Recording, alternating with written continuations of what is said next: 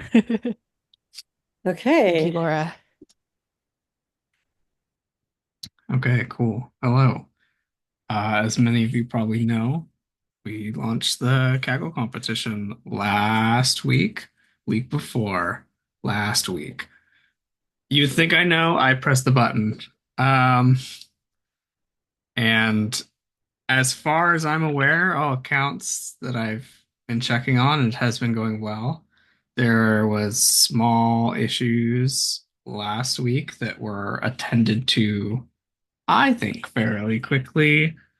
Um, Essentially, there was an issue with the distribution between private and public leaderboards. People can't really check their stuff if everything is going to the private leaderboard, and it only says, and it just gives you a 0% on the public leaderboard. So We also, interesting. I know, I'm not sure why it defaulted to doing that, but you would think it would default like 50-50, but I Hmm. don't know. Um, we also found one or two of the images was mislabeled, which was then adjusted to be correctly labeled. Um, Beyond that, things are going well. Hannah, I know you reached out to a handful of people that has brought an influx of many people into Yeah. the Kaggle competition, So which we've is, actually seen some like articles popping up all over the internet, just from like Google News alerts, basically. People have picked up the article probably from the NASA Citizen Science Blast Out, in which was part of He Trans volunteer highlight, which I will grab a link to right now. Um, Congratulations, He, on being featured on the NASA Citizen Science page. well deserved. Well deserved. But also, I got into some Reddit communities. So I asked, a word of advice if anyone ever wants to post in a very large subreddit, you should make sure to message the moderators of that subreddit and make sure that what you want to post is kosher. Because if for any reason it can just be automatically deleted, but if you go in with the mods' graces and they tell you, for example, what tag to post under, your post has a much higher success rate. So our post in like r/machine learning, which has about 3 million people subscribed to it, not even just daily users, it got a lot of attention. So I think that helped a lot, definitely. Yeah. Troy, I Um, wonder if Troy could take like Troy, you took me through the leaderboard and kind of talked a little bit about what you were seeing there. Do you want me to share and you can kind of Sure. share with everyone else some of the things you were saying? I'm gonna pull this up here. Yeah, and when you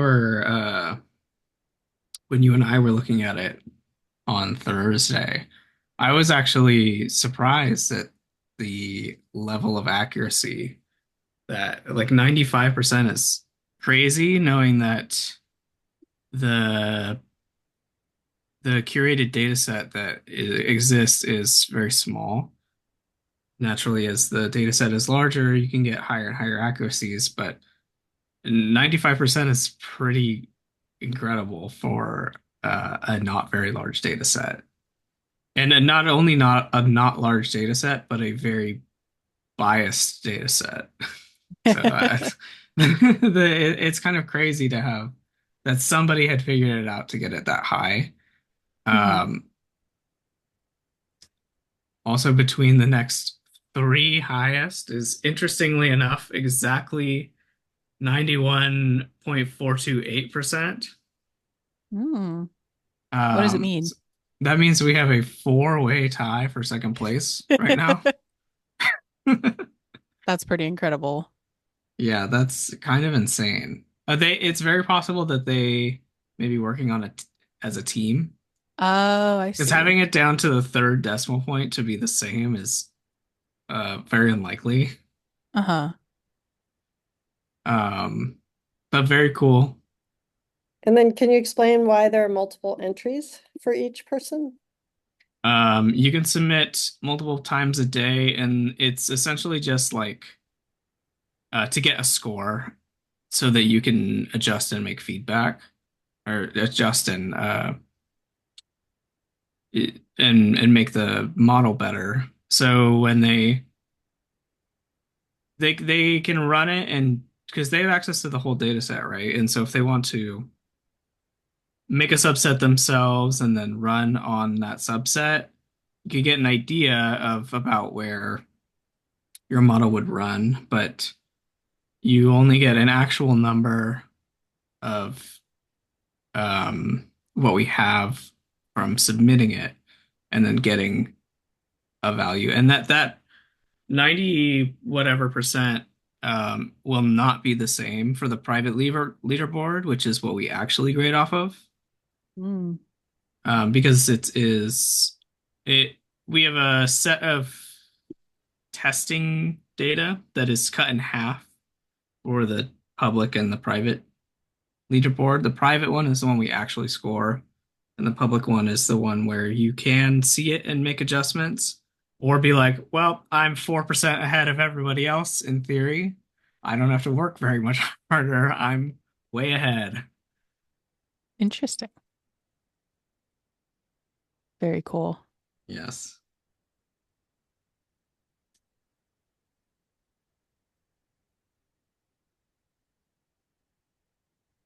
So the competition is going until December. Um, I think it'll be very interesting to see what comes out of it. And so would you say, Troy, that there's anything that you've learned for the next one that will carry with us into the next one? Has there like have you had a chance to kind of refine any of your ideas or anything like that?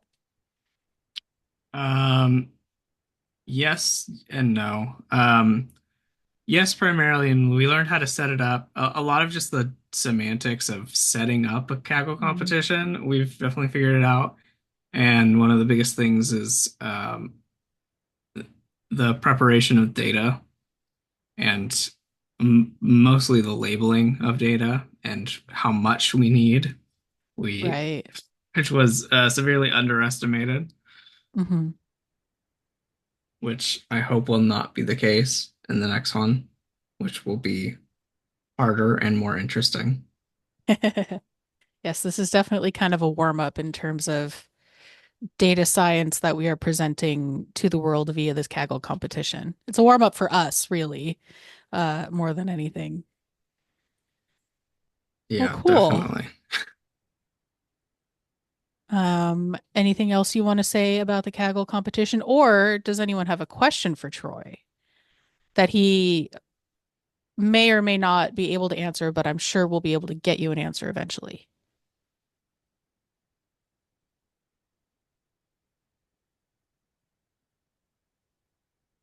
Okay.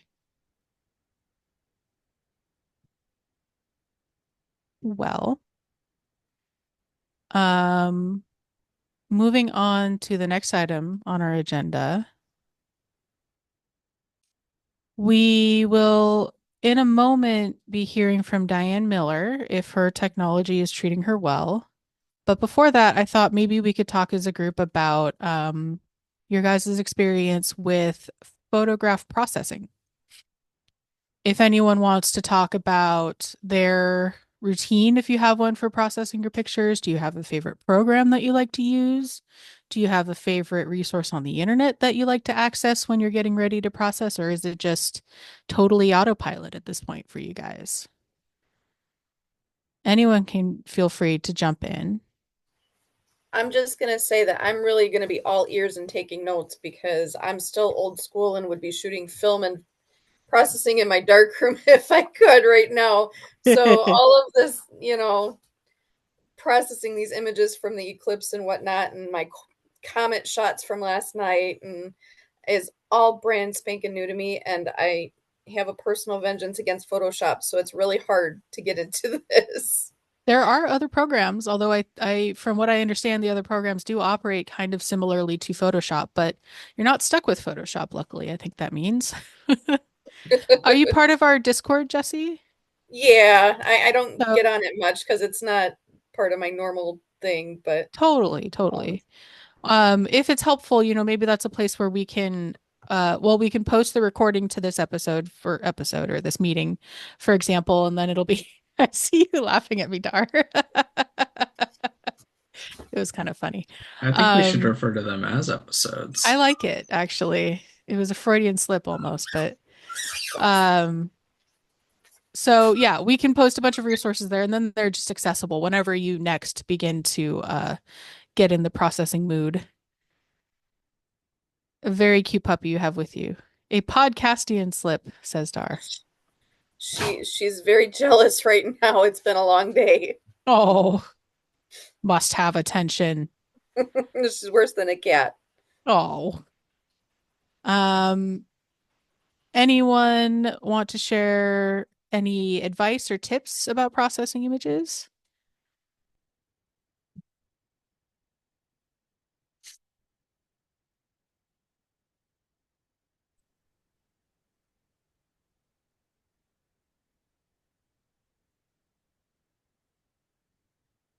How about some meteor stories? Either meteor, as in with more meat, or meteor. Haha. Oh, that one hurt me a little.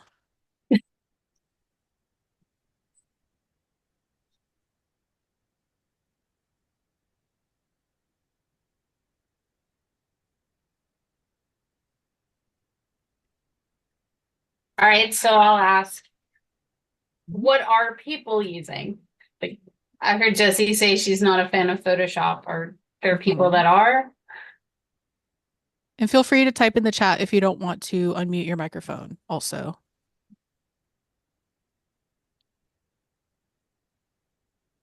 We're kind of just rolling with the conversation tonight because I think we're having technical difficulties. Oh, Diane has unmuted. Okay, can you guys hear me? Hi, Diane. Yeah, I didn't realize I was muted. I'm new at this. Oh, that's totally fine. Okay, well, you're talking about photo processing. That's my thing. I can talk Yeah. about that when I get my turn here. Yeah, I was just going to say I use Pix Insight. Now that's for astrophotography, not so much solar imaging.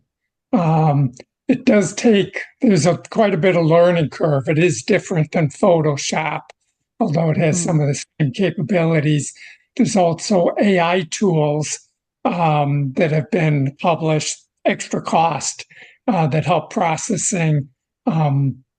Blur images, noise reduction, those kinds of things. So that's what I Mhm. primarily use. I've got a different technique for my solar images, which I actually use Photoshop CS2, a real old version that worked out well. So that's what I've done. But it is not a simple process to do processing of particularly astro images. I did do an image of the comet lately, and I've got some nice pictures of that. So Cool. if Yeah, I I'm can seeing if I can show you, how do I get a image out here? Let's see. Do I just if bring it you up? if you have it posted on the internet somewhere, you can put a link to it in the chat. Okay. If you'd like to share your screen, if you're familiar with how to do that, I can make you a co-host. Okay, if you do that, then you can see I've got my screen up with one of the images that I took from the 15th. Okay, so I'll make you a co-host, George, and then All go ahead right. and share your screen. Which Middle is, bottom of your Zoom window, there's a green arrow that says share. We're going to see everything on your screen, fair warning. yeah, I'm trying to look where it's at here. Oh, green, share screen. hmm And then it'll ask you, you'll There. want to choose, yep, desktop one. Perfect, you did it. Oh yeah, look at that. So that was taken with a Canon T6, 30-second images. It was f 5.6 on a tripod. So that was about half hour after sunset. Cool. Yeah, you can really see the stars in the background. Yeah. And even through the comet's tail, that's pretty cool. Well, stop sharing. Somebody else can share.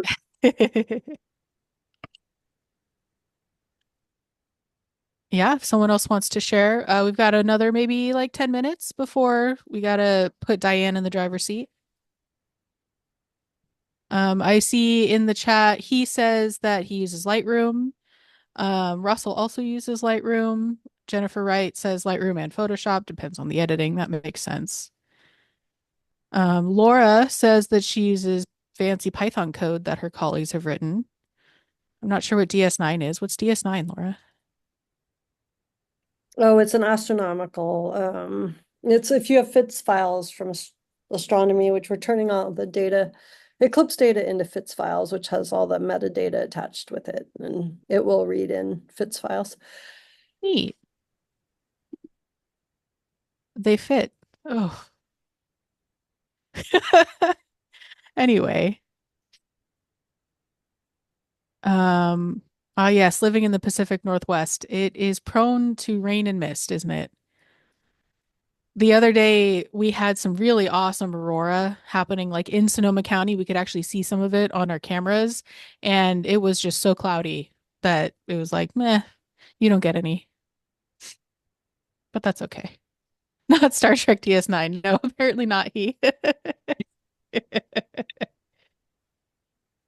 Ah, wonderful. All right, Diane, I think we are ready for you to talk about your image processing. I'm going to make you a co-host so that you can freely share your screen. Okay. I have a thing here at the bottom that looks like it's a video with a slash through it. Am I supposed to check that to pick up video? I don't know. Yeah, that will I show you your face to Let us. me Oh, yes, see yes. what happens if I click it I here. see now. Oh, Hi, Diane. there We I can am. see you Oh, now. I'm really new to this, to No, using please don't worry. Okay, you've got my wonderful face here that you really don't need to see. And I can share my screen here, and I've Hmm. hopefully got Photoshop up. Why is it so small? What's going on here? Let me try again. I should have Lightroom up here. Um, You're I not in a hurry. seem to be on email. Let me just try opening Lightroom here. Okay, there we go. Can you see it now? Or did I? No, you gotta go down to the bottom middle of your screen and hit that green arrow. I thought I did that. Let's try it again. When I do a share, I'm getting And an then e it wants you to like select your desktop, I believe. where do I select my desktop? Let me get my reading glasses. Oh, screens, documents, and advanced. It says screens. Yeah, Yeah, so just desktop one probably, or desktop if you only have one desktop. It I think says because I have two desktop monitors. one. I'm clicking on it. It's green, but when I look, oh, there's the second share button. Let me get on. Aha! Now you're seeing my email. Come on. That email looks familiar. All right. Lightroom, please, come on. There we go. I did it. Or you did it. Okay. You with me I knew now? you would. Okay. Yes, we're here. You were talking about comets. This is the comet. This was a couple of nights ago, and it's not as good now as it used to be. The anti-tail is fading because the angle of the sun is changing. I was going to talk, just let me give you a 2-second introduction. I stumbled into this whole thing because a friend told me about your solar project, and I emailed and said, "Oh, I have some eclipse pictures." And they said, "Oh, yeah, send them on." So I have no idea what I'm doing here, but I sent my eclipse pictures, and here I am. I was always interested in astronomy as a kid. Lived in a fairly dark sky area, and I was subscribing to Sky and Telescope when I was 10 or 12 years old, but I got into the biological sciences and got a PhD in biochemistry, did a postdoc at UC Medical Center, met my husband and retired and had kids. And I was always interested in painting and photography, so I got back into nature photography. And I got into astrophotography thinking I could use my uh, the long lenses and cameras that I have for nature photography.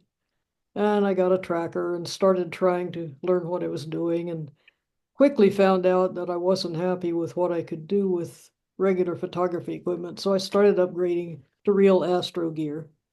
And at this point, I've got a reasonably modest mid-range setup that I'm having a lot of fun with. I got it 2 years ago, and I'm still learning how to use it, but I'm having a lot of fun. This was with that rig, and I finally processed this yesterday in PixInsight. It's a very complicated procedure for doing comets, but I finally stumbled through it. Here's the one from the 15th with the anti-tail very good, but this is a terrible processing because I was stumbling around in the PixInsight processing. This is with the Astro camera and the tracker and about 30 minutes of acquisition. But I'm going to go back tomorrow and reprocess this, and hopefully it will look a little more like this one when I get through with it. But you were talking about the Aurora. I do all sorts of stuff. I'm totally a generalist. This was a rather unusual occurrence with this Aurora. We got the SAR arc, which is not necessarily something you can count on with auroras. It's actually a bit rare. Um, but And Diane, for those of us who maybe don't know right away what the SAR arc is.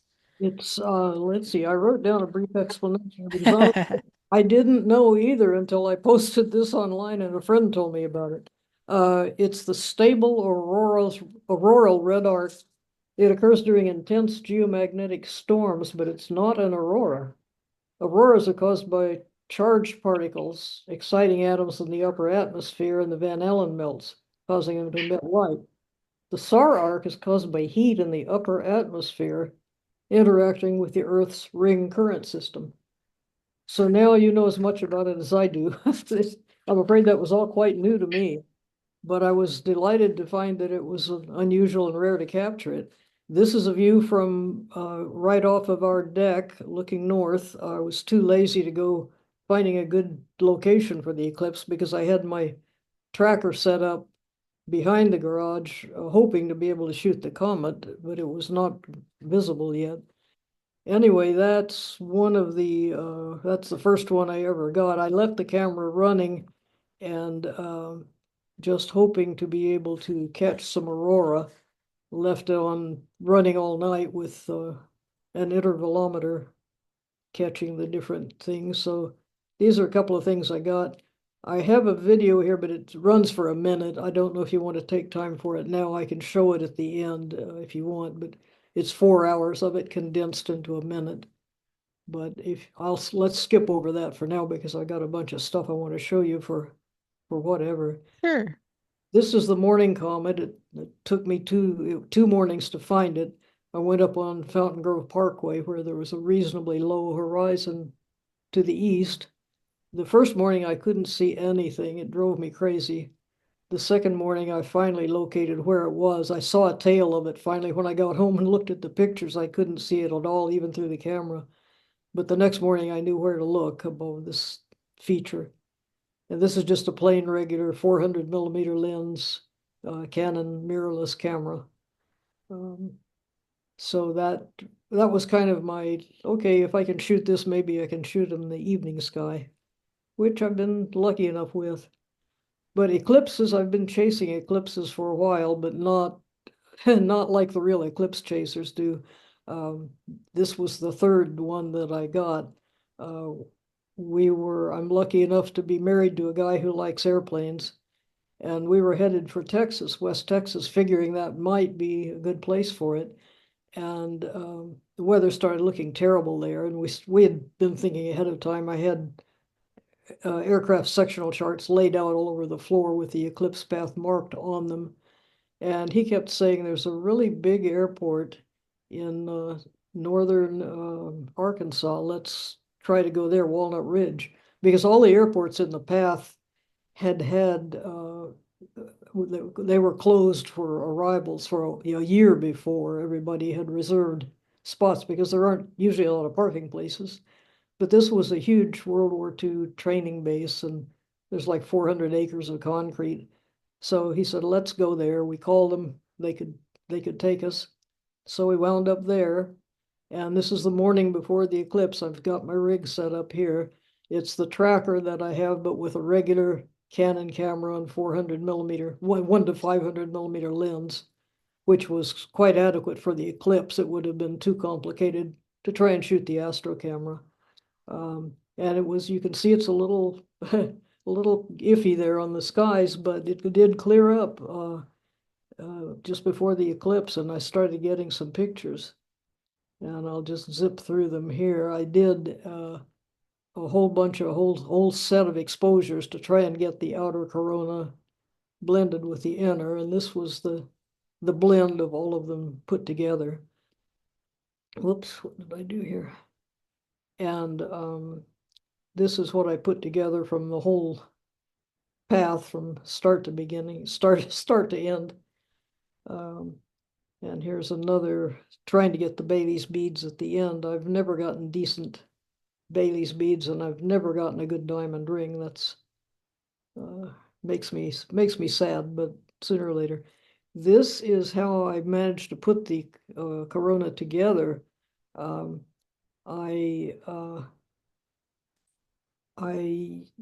tracker was just set up in the daytime. I couldn't polar align, so had to do the best I could with my iPhone and its compass and level.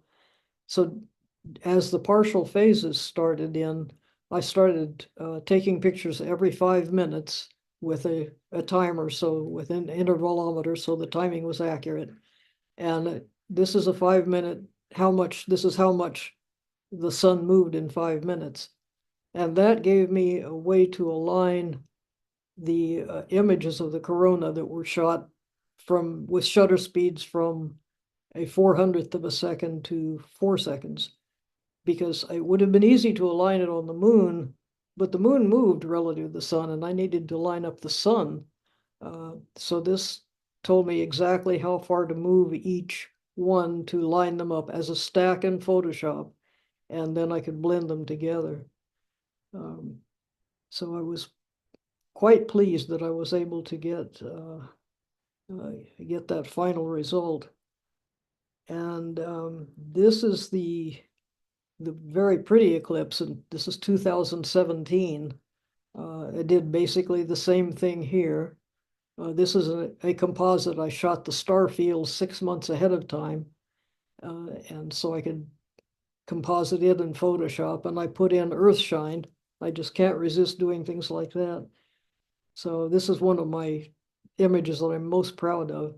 Same thing, we flew to a friend's airport in the middle of Nebraska. It would have been nice to go to Oregon, but the airports in Oregon were closed to arrivals also. And we couldn't be sure until the last minute that Oregon would be a good place. So we took a chance and went to this friend's airport, which is a grass strip in the middle of a cornfield in the middle of Nebraska, right on center line. He was 2 miles off center line. So that was and again, it was cloudy. It cleared that morning. We were lucky with that. I also tried to chase annulars. This was this last annular eclipse. Unfortunately, I went to Winnemucca and took a chance going north of there. And this is what happened. If I'd gone another half hour north, I could have gotten clear skies. It was so cloudy here, I took the solar filter off. These are colored because of the solar filter. This was just that many clouds. I didn't have the solar filter on. That's coming back out. But here's, let's see, where did we go? We skipped one.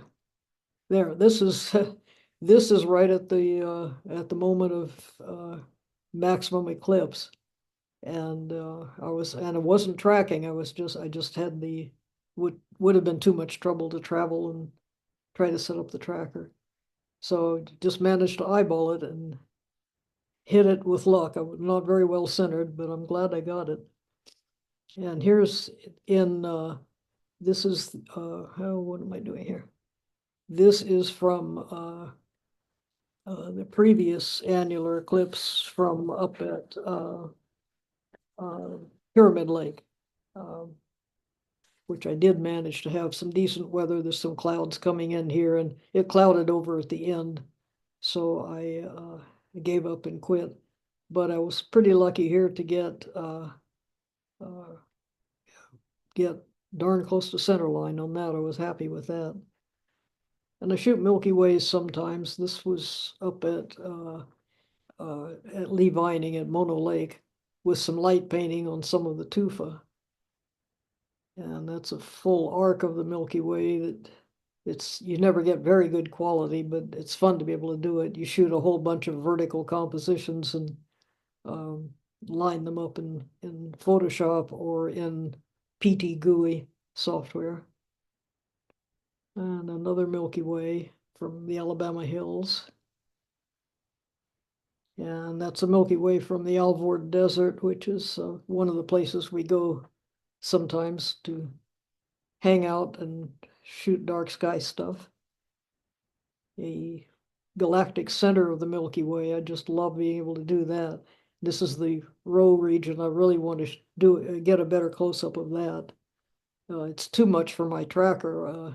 The tracker field of view is just really small like this. So, or the telescope. So I'm still working on doing that. This is, again, how we get around to these places. That's up in southeastern Oregon with the tracker set up and my pilot. Here's the earlier comet.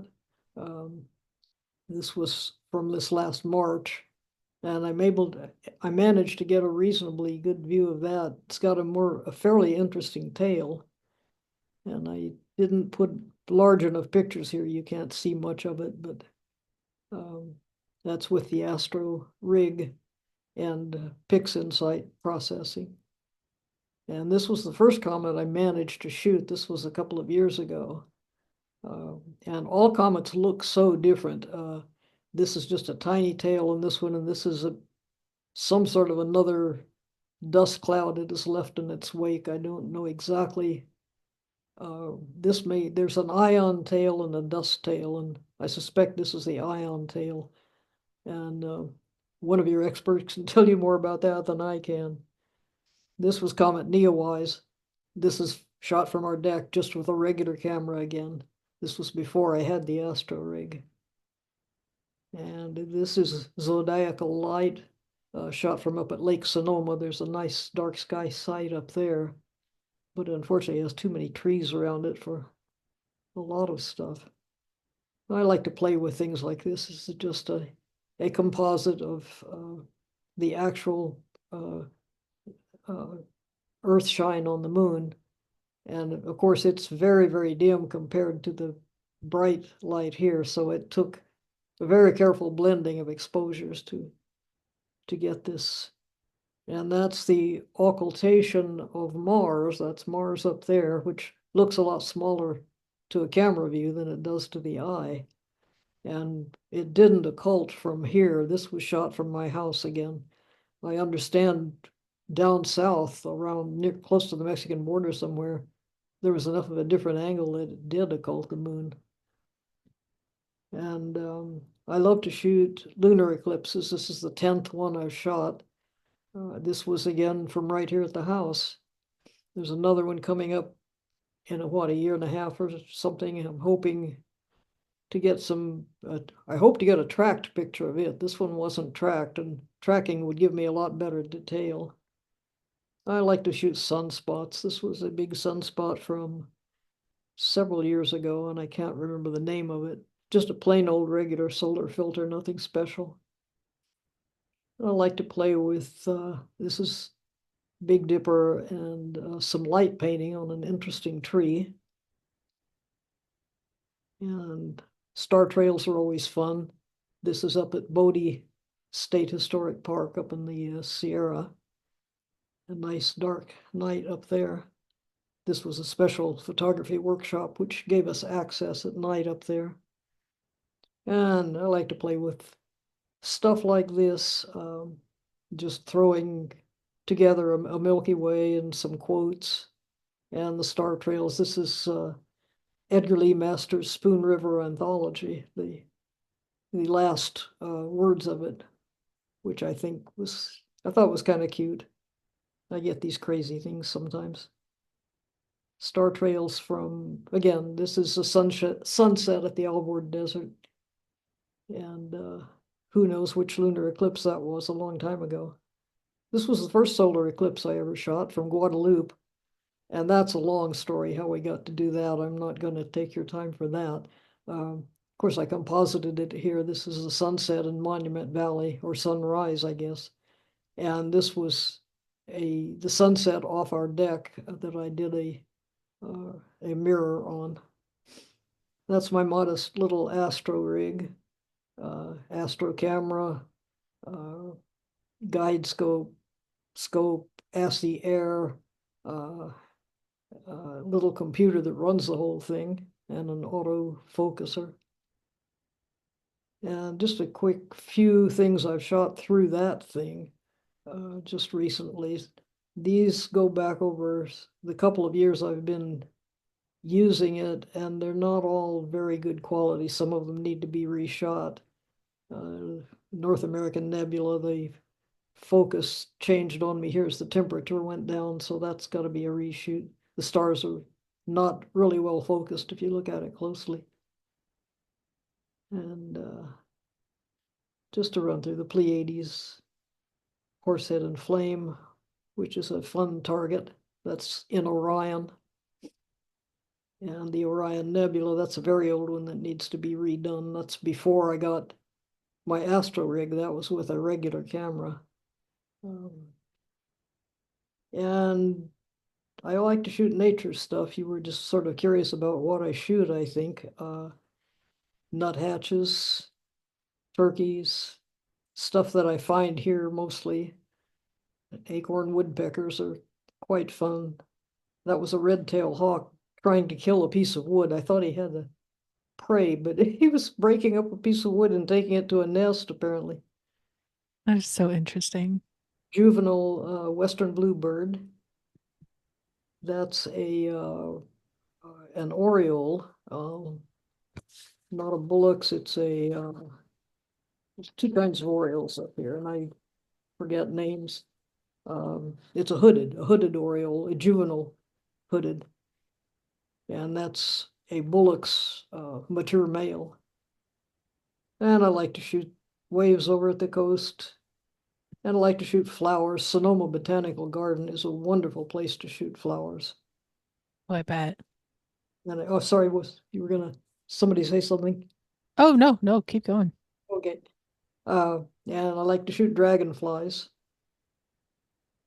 And I was going to do a little commercial here, Nature Photographers Net, which is not easy to read here. Nature Photographers Network.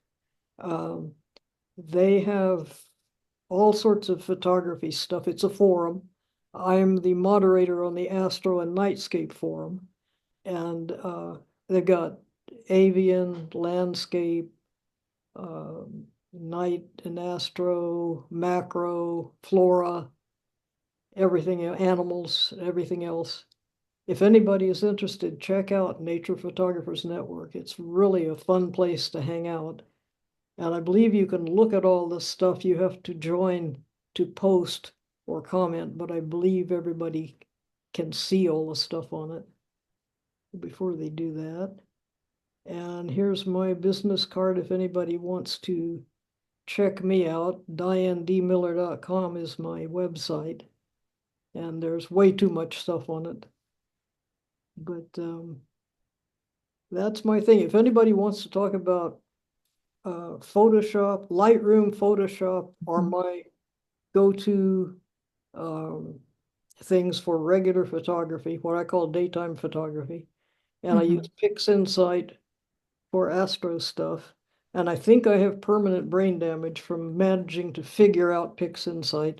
I think I do. I've barely figured it out. But that's who I am. Cool. Thank you so much, Diane. What a pleasure it was to see just the spectrum of work that you've done. Um, I know that we had someone in here before we got technology figured out, someone who said they really just kind of want something to give them what processing film in a darkroom can give them. Do you have any suggestions for that in terms of a program to learn? Or perhaps they said they're a little not sure about Photoshop, maybe PixInsight or another one, Lightroom? Okay, Lightroom is a fairly easy place to start. It lets you take it works for digital. If you shoot film, you could scan it, I guess, but film is a whole different thing. Um, Hmm. there are simpler versions of it, and I actually don't know how to use the simple ones. If somebody hands me a little pocket camera and says, "Would you take my picture?" I'm helpless because I don't know, literally, totally. Um, but uh, there's a learning curve on all this stuff, but it's really not that bad. The the simpler versions, there's a some sort of a light version of Photoshop. It's called Photoshop Elements. That Hmm. is a good place to start. All I could suggest is Google Photoshop Elements. It's quite inexpensive. I think it's $100 and you don't have a subscription thing. It's just you Oh, just that's cool. use it. I'm not sure anymore if that's changed. It's pretty self-explanatory. Um, but for if anybody's even halfway serious, Lightroom for the initial work to get your digital files from your camera reasonably adjusted, and then Photoshop to do things you want to go ahead to go further with. Although Lightroom is getting more and more sophisticated every time, every day, every there's more and more stuff you can do just in Lightroom that's very satisfying and very high quality. Cool. Any other suggestions for complete? Well, so here's a term from the internet.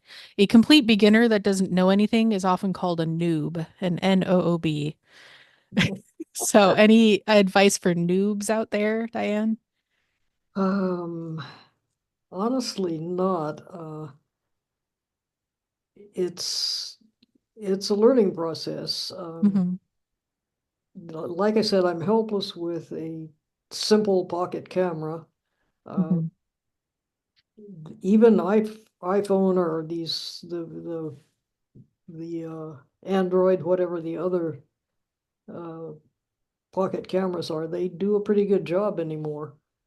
Um, the best thing actually, if somebody is a noob and they're interested and they want to learn, join Nature Photographers Net, or at Hmm. least just look at it.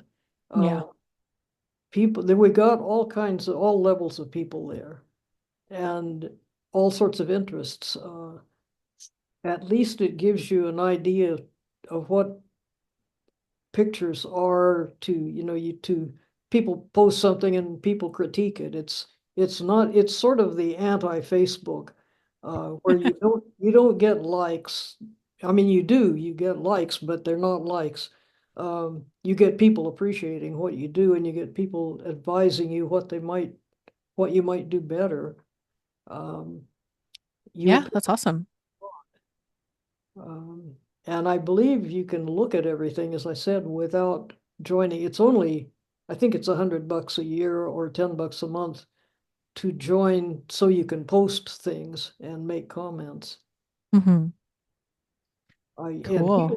it's the members are from all over the world, and you have everything from absolutely wonderful work to people who are not quite, they're still beginners, they're still learning. uh, Hmm. and they're all equally accepted. I had a question. You said in a couple different photographs you like to play with light painting. What is light painting? That's where you take something like a flashlight You set up at night with a long shutter speed, and you shine your flashlight on your subject. Ah. You can get some pretty stunning stuff. Let me zip back here to that picture of the church in Bodie if I can find it. Yeah, here we go. Cameras on a tripod shooting 4-minute exposures to get the trails, and then those 4-minute exposures go on for, I think we only had a couple of hours to shoot because we were shooting Milky Ways, going off and doing other things.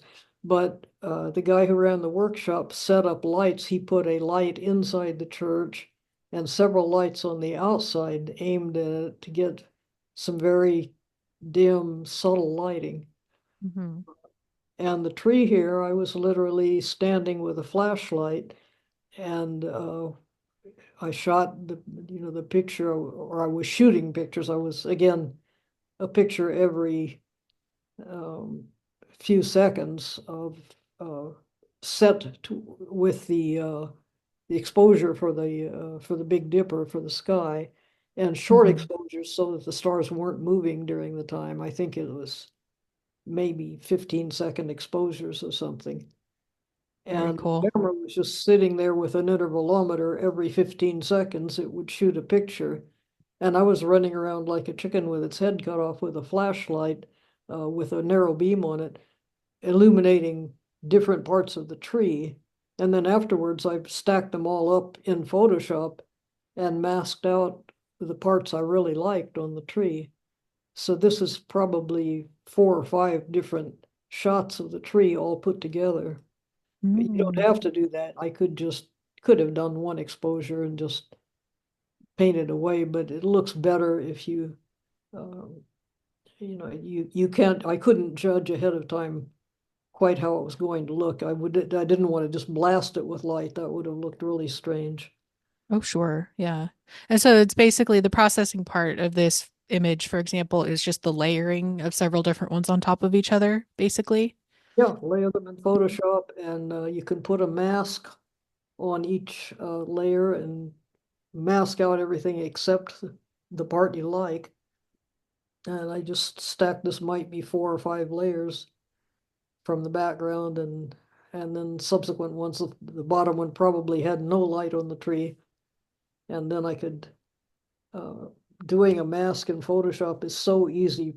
People, I've I've seen people going, "Oh, layers are so hard, I can't do that." And I'm going, "I can teach you layers in 27 seconds if you will sit still and be quiet."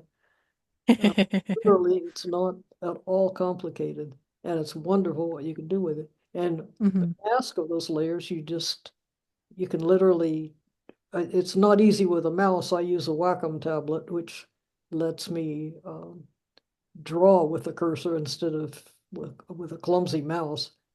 But you can do it with a mouse. It's just not so easy. But you can block off the whole layer and block and paint back in what you want on it. And it's all completely flexible. If I go to this file, uh, right now, I did this, 3 or 4 years ago or something. If I go back to that file right now, my layers will be there and I can modify them if I want. Um, it's so easy to do and so fun. Very cool. Well, we are at about 8 minutes until this thing is set to be over. Somebody, I think Kaz, wanted to talk about Aurora really quick, or we can save that as a topic for the next one. Um, was it a question related to the rest of this stuff? Or just like, yeah, this talk also cover a little bit aura or northern Hmm. light, same things. But yeah, just like happened, sorry. Um, just like last week happened, and yeah, I think a lot of people took it. So I just wonder, are we going to like share some pictures or something as a one of the warm up topic or something today or next time? Yeah. I think next time is going to be better for that. But that's actually something I wanted to mention is that one of the ideas that we've had is kind of like how we invited Diane to kind of be one of our spotlight photographers this week. If every now and then to fill in some spots where we don't have, let's say, a heliophysicist coming to talk about the work that they do with science and data, like the photographs that you took of the 2024 eclipse. Maybe we could have some of you guys come and talk about the work that you've done, show pictures you're really proud of, talk about your processing, talk about whatever you want, really. So, we can definitely create a space for everyone to share their work and actually having, if we joked about episodes earlier, but having an episode that is Aurora themed could be really fun too. That'll be cool. Yeah. Yeah, I think so too. Well, that's a great idea. So thank you for bringing it up, Cause. Um, awesome. Any last questions for Diane and a round of applause. Thank you so much, Diane, for coming and sharing your work and um, really just showing us what's possible with a camera and a computer. Thank, Really, the spectrum you cover is quite awesome. thank you. It was my pleasure. I'm always interested in talking about photography. Yeah, and we'll put Diane's email if you're comfortable with it, Diane, in the chat. So if anyone has any follow-up questions, if you're comfortable with people talking to you about stuff, uh, you're welcome to reach out to her. I know Okay. that she loves to talk about photography. And I don't have a clue how to use the chat here, so if somebody can forward questions or anything, I'll be Oh, happy. sure, yes, no problem. Grab that email. That about does it for us tonight, everyone. Thank you once again for joining us. We will see you next. I will tell you right now before I send you all away. And while Our you're doing next, that, yeah. Jessie just wondered if she could share a video clip. Oh, right, Diane, the video, the 1 minute at the beginning of your presentation. I forgot about that. Yeah, if you want to take time, Thanks, Jesse. Yeah, go for it. right back to it here. Here we go. It's it's going to run for a minute, and it starts out looking like something is happening, and then it's going to get really quiet here for a minute, and then it goes suddenly gets a lot better again. And this is, like I say, 4 hours condensed into a minute. It's a time lapse with the camera just sitting there and shooting. And again, that's a nice thing you can do in Photoshop. It's so easy to assemble time lapses. It's just like falling off a log. Were you So using the cool. same exposure time for each of the images for all the say? Were you Uh, using the same exposure time for all the images? I'm sorry, am I doing what? Were you using the same exposure time? Yes, yeah, Mhm. yeah. Oh yeah, Yeah, and here it comes back. it's getting good again. And by And this this is time, in Northern California, Sonoma County, for yeah, those of you who yeah. In fact, we were just down the hill from the telescope up at Pepperwood that I think Sonoma State runs. That's Gort. Yeah. How cool. Okay, I believe that's it. Yeah. Thank you so much for joining us, everybody. These mega movie meetings are truly a highlight of the week when we get to see everybody, check in, and hear about some cool stuff. We'll do another round of applause for Diane, and we'll see you next week. Well, not next week, next month. Thank you, guys. Thank Thank you you, so much. Diane. And thanks Wonderful for job. everyone coming.